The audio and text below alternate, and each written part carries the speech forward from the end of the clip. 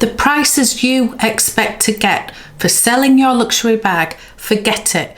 You need to readjust your expectation of what you think you can get in the luxury market as it is right now, because the market is dead. It is oversaturated. There are so many luxury bags that are just not selling. They are sat on the market for months and months and months, and they are not selling because their prices are just unrealistic. So what does this mean for us luxury lovers going forward? Does this mean that the resale market as we know it is completely finished? Or do we just need to readjust? Certain bags that you always think will do really well on the resale market are not doing well. Certain ones that have always gone for a premium are no longer doing that, or they are a lot lower over retail than you ever expected them to be. So what do we think? Do we think there's only one winner in this game, and that is the buyer? Well, no, not necessarily. And I'm going to explain that later because that might seem odd, but it's actually true because there is actually only one winner in this.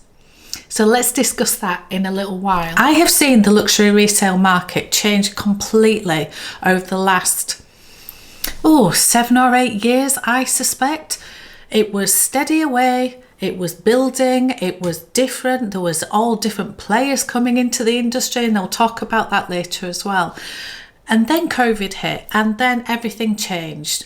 You would think that COVID would have had an impact on the economy, and it had a massive impact, but it also had the opposite impact on something like the resale market for luxury bags because people were at home, they were getting furloughed. I'm talking about the UK at the moment. There were a lot of people that were being paid furlough, which was like a government initiative in order to help people who couldn't go to work because of the pandemic. And people had a little bit of spare cash, weirdly enough, even though we were going through a pandemic. And yeah, they couldn't go travelling. They couldn't go out and buy things. So what did they do? They went online and bought things instead. And the luxury resale market went insane. It went insane, and it went into a really unrealistic position. So we always knew there was going to have to be an adjustment. And that adjustment has now well and truly happened. If you have a look on any of the resale sites, there are so many options to even look at. There's eBay, there's Vinted, there's Vestiaire Collective. There are other luxury resellers such as Luxury Promise and Love Luxury and Fashion File, and there are so many. So we have, as consumers, a lot of options, and that in effect means that it's a growing, thriving market. All these new players are coming in, private equity is coming in. It is big business now. It is big business. But what comes with that is that these big businesses want to make money. They want to make profit. They need a return on their investment if they're using private equity. These huge resellers have amazing operations now. They have beautiful premises for you to go and have a look at. They have a lot of stock, and we'll talk about that as well in a second, because some of it is stock and some of it isn't stock. But at the end of the day, they are in the business of making money. They have huge marketing budgets. They have online, obviously, website costs, all of that. They also have, and also their own branding and everything else. They also have wages to pay. They have their taxes to pay and all the rest of it. So, of course, they want their pound of flesh. And they get that by way of commission, obviously. And so, yeah, they have a business model that means they need to keep churning out bags. So that is what they're in it for. But what you find now is it's gone from a thriving business where there's lots of competition and it's good for the consumer, into actually it's oversaturated. There are so many bags on all of these websites that it's either overwhelming or there is so much competition that actually who wants to buy my particular bag at a certain price that I would like to receive for it. So yeah, the market has completely, and the whole industry has changed massively over the last 7, 8, 9 years. Absolutely crazy. There are always certain brands and certain bags of those brands that will attract a premium. And I wouldn't call any of them an investment, because it is only an investment. You'll only make money on something if if all the pieces fit together perfectly. So you have to be able to get a bag from Hermes direct from store. That's problem number one. Problem number two is keeping it in pristine condition. Number three is then finding which reseller to sell it through, and knowing that you're going to have to pay them a hefty commission, sometimes 20%, sometimes a little bit less. Either way, it's a decent chunk of money when you look at it in actual real terms. And then you've got to sell the thing. So how does it work? So even if all of those things fall into place for you and you are able to put that bag onto the market, you still might not get the amount that you would like back for it, because we have been told over and over again that we can double our money, triple our money on certain bags, and it's just not true anymore. So yes, you might be able to put it up for sale for double the amount you paid in store for the Birkin or the Kelly, and we're only talking about those two bags generally, but somebody has to be prepared to pay it, and it has to be the exact requirement of that person to actually want to pay that premium for it. So yes, certain bags will make you some money, but you have to remember that commission has to come off that. So the amount that you actually get probably won't be double your money. But as I said, there are a couple of bags where you will always make something, if that is what you want to do. Other bags, there are an odd Chanel bag here and there that seems to attract a premium. Those days are going. They really, really are. I've got one example of a bag that I sold, and I managed to get just under the amount I paid for it. So I didn't make any money on that, but I didn't lose very much at all. And that is a real exception now. So that was a really, really, really good deal for me. Can I just mention that my gorgeous friend Amelie from Amelie Rose's Closet, she did a fabulous video on this, so it gave me some inspiration to do this video. So I just wanted to, I'll link that video, because honestly she does an amazing job at explaining all her thoughts on this, so go have a look at that one. So let's look from the seller's point of view, and then we're going to look from the buyer's point of view.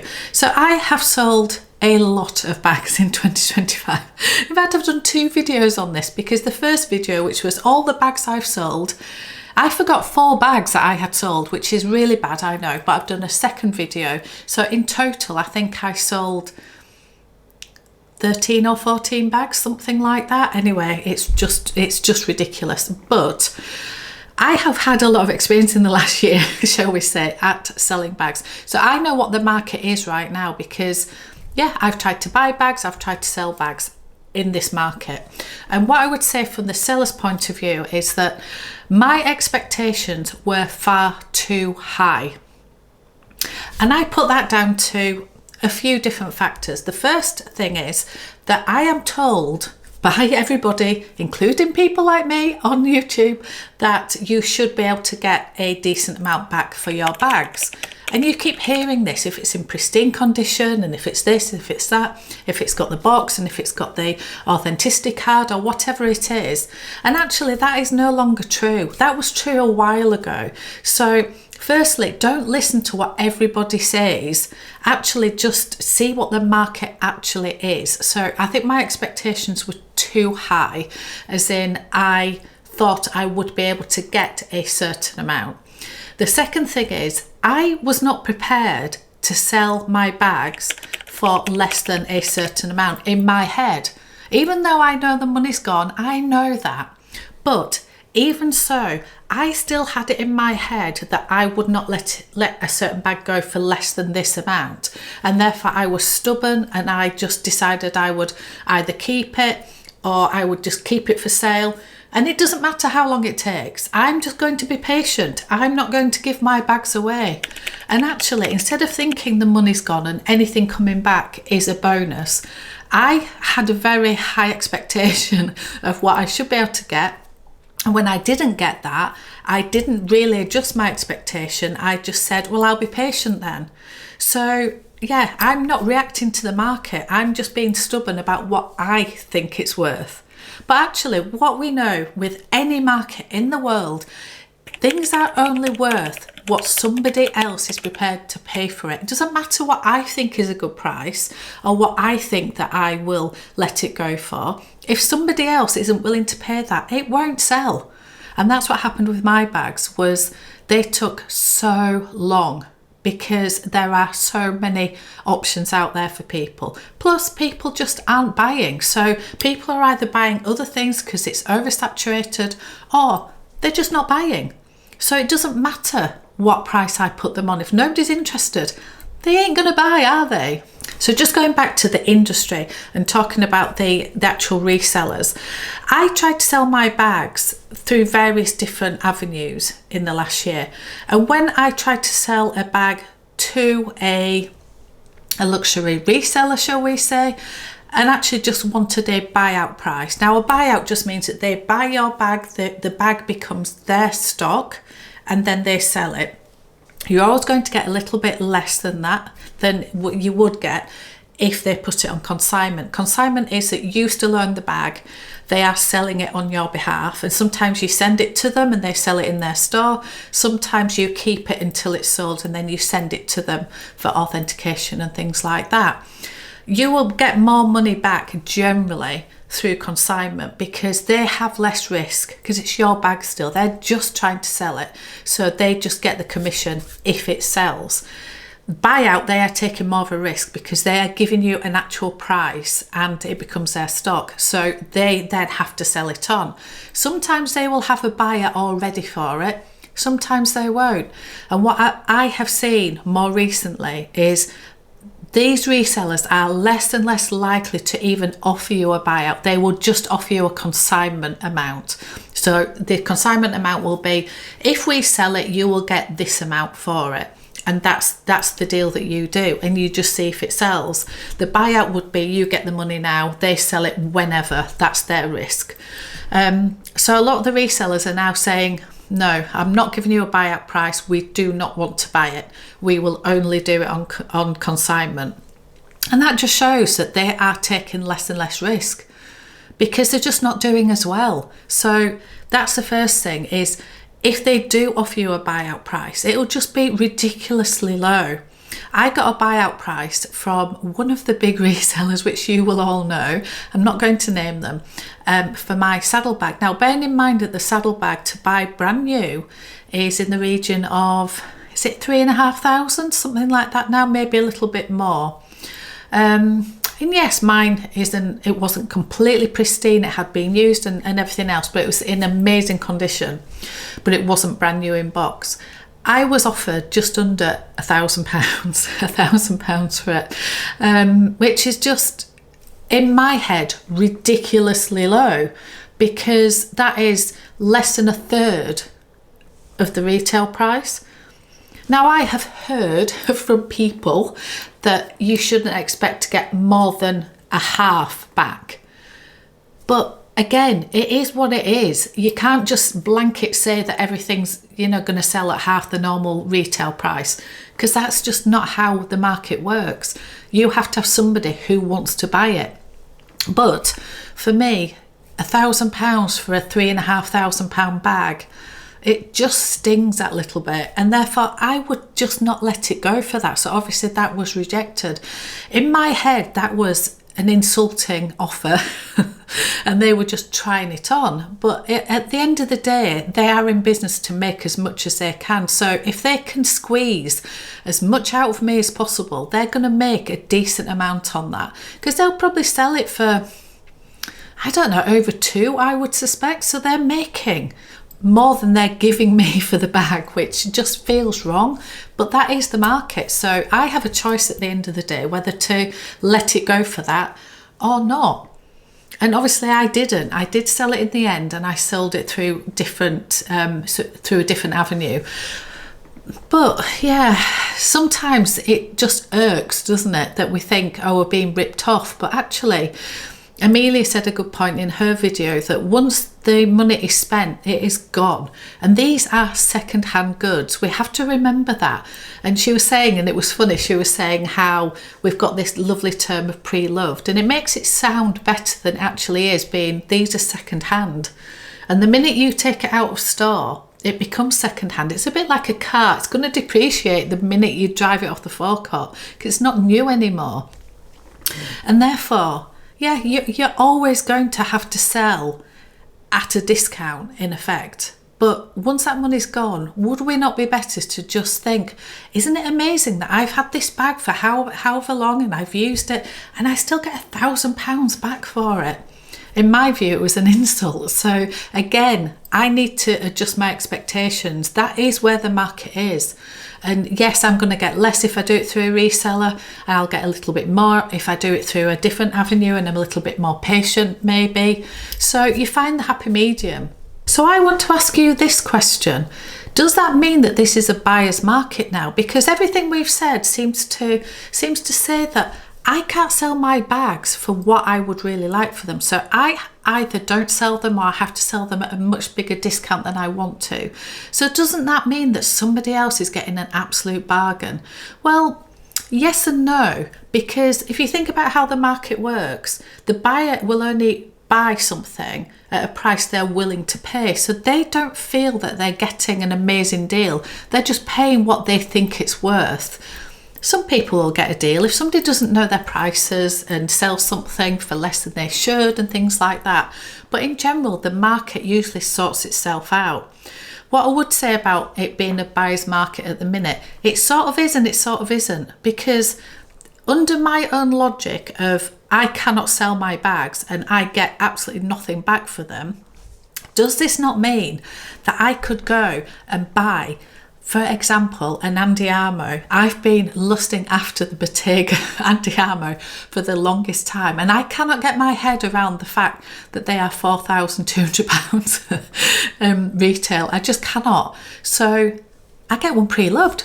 What a great idea. Let's find one, because if I'm having to accept a third of retail for some of my bags and maybe for some of them a little bit under half the retail, then does that mean that I can get an Andiamo on the resale market for £1,500, for £1,750 maybe? Definitely under 2,000, or even slightly over 2,000. That'd still be a great discount.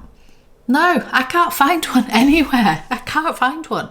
They're all 3,000, 3,200, 3,400. So why is it that I cannot find a bargain when it's the other way around? Well, firstly, it could be the bag itself. They generally, Bottega, don't hold their value, but they seem to be. Everywhere that I look, the only ones I can find that are that particular model, they're all a lot higher than I am willing to pay. So we're now looking at the market from the other point of view. So either my expectations are wrong as a buyer, or the seller is doing what I was doing and they are refusing to accept lower than the 3,000, because they're thinking this is a brand new bag or a pristine bag that's 4,200. I want 3,000 back for it because it's pristine. Somebody's getting a really great deal. And it's like, no, I want it to be £2,000. I don't want to pay £3,000 for one. So they have to adjust their expectation of what they're going to get, and that is why it's sat on the market. So I can look on Vestiaire, there's quite a few resellers that have Andiamos that have sat there for months, and I know that because I've been watching them. So actually, in effect, it just makes the market stagnant because they are not willing to reduce their price to the price that I now would like to pay, because I'm now saying, well, I lost that on my bag. I want it back when I buy something off the resale market. So unless we all adjust our expectations, the market will sort itself out. It always does. But people they just have to realise that it's only worth what somebody's willing to pay. And that is the long and short of it. My view on all of this is I would like to get away from the buying and selling of bags. And I've been saying this for a while and I've kept selling. But I am at a point now, I've just done my collection video, which it might be coming before or after this, I am not sure. I've just filmed it.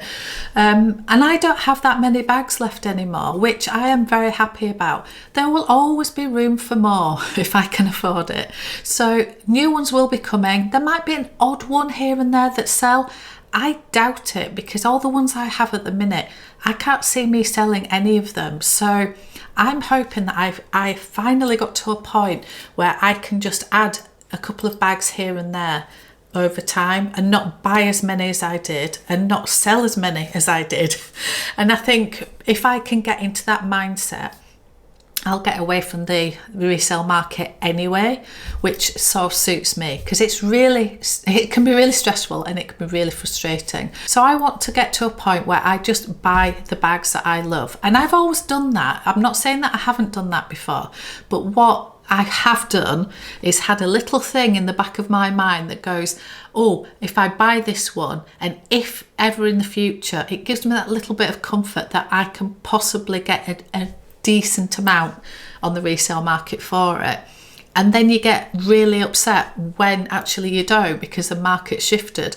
So I want to get away from that. I don't want to rely on comfort of anything. I just want to buy what I love, keep it, love it, and we'll see how that goes. We'll see how that goes.